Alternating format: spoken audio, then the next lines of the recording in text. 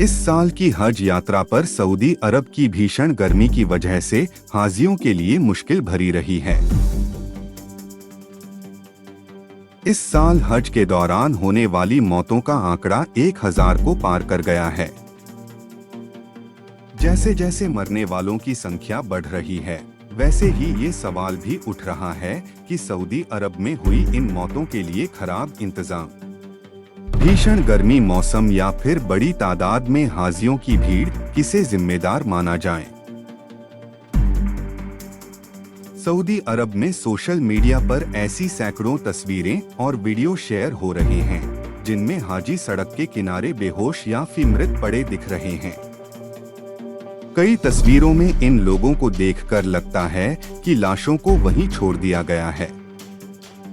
DW की report के मुताबिक सऊदी के पवित्र शहर मक्का में हज के दौरान तापमान 51.8 डिग्री सेल्सियस तक बढ़ गया।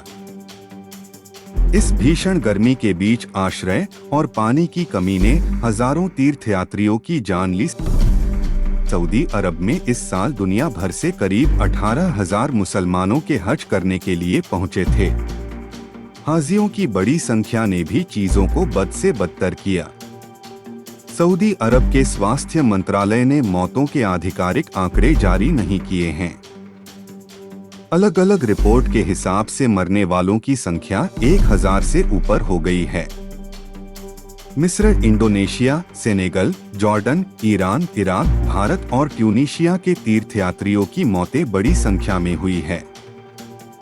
दुनिया के कई देश भीषण गर्मी से परेशान हैं। गर्मी का कहर इस साल हज यात्रियों पर भी देखने को मिल रहा है। सऊदी अरब के मक्का में इस मौसम में 1000 से अधिक हज यात्रियों की अब तक मौत हो चुकी है। 68 भारतीयों के भी मारे जाने की अब तक आधिकारिक पुष्टि हो चुकी है। मक्का एक ऐसा क्षेत्र है जहां न सिर्फ गर्मियों के महीने बल्कि ठंड के समय भी गर्मी का कहर देखने को मिलता है। ठंड के महीने में भी इस जगह का तापमान लोगों को असहज करता है। मक्का की जलवायु को लेकर जानकारों का मानना है कि इसके गर्मी के लिए इसके भौगोलिक फैक्टर सबसे अधिक जिम्मेदार हैं। मक्का 7 अलग अलग पहाड़ों से घिरा हुआ क्षेत्र है। यह एक घाटी का क्षेत्र है। समुद्र तल से इसकी ऊंचाई महज 909 फीट है। विशाल पर्वतों के कारण उत्तर से आने वाली ठंडी हवा मक्का तक नहीं पहुंच पाती है। मक्का समुद्र तल से महज 300 मीटर ही ऊपर स्थित है। इसकी कम ऊंचाई के कारण अन्य ऊंचाई वाले स्थानों की तुलना में यहाँ कम ठंड पड़ते हैं। सऊदी अरब में मक्का दक्षिण में स्थित है। इस कारण यह स्थान उत्तरी और मध्य क्षेत्रों से आने वाली ठंडी हवाओं से वंचित रह जाता है। मक्का की जलवायु पर लाल सागर का भी प्रभाव देखने को मिलता है। शाम के समय समुद्री हवा तंत्र के माध्यम से तटों और आसपास के क्षेत्रों को गर्म कर देती है। इसका असर भी इस क्षेत्र पर देखने को मिलता है।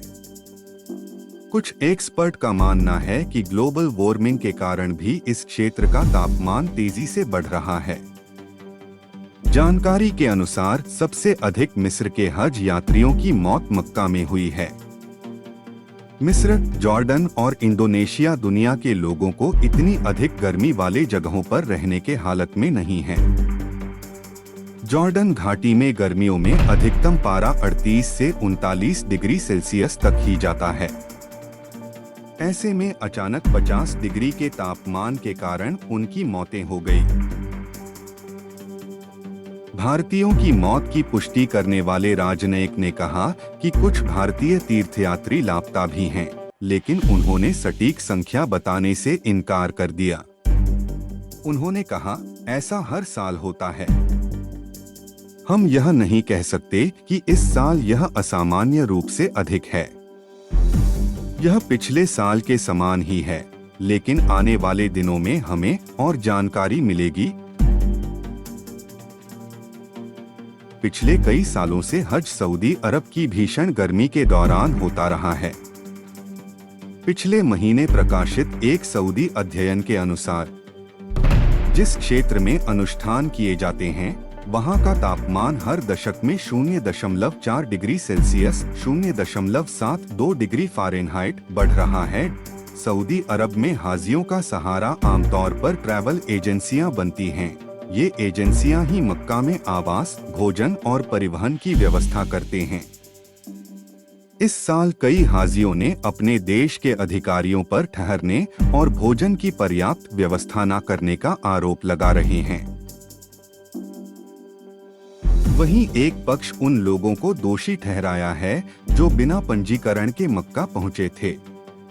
ऐसे हाजियों को एयर कंडीशनिंग, पानी और दूसरी सुविधाएं नहीं मिल सकी।